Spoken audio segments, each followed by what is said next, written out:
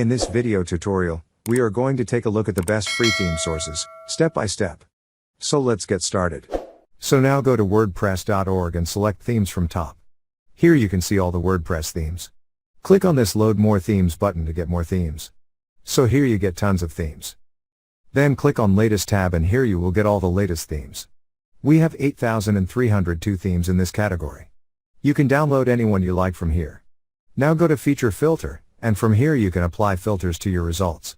Now go to WordPress and select Themes from Appearance. Click on this top Add New button and select Popular from top.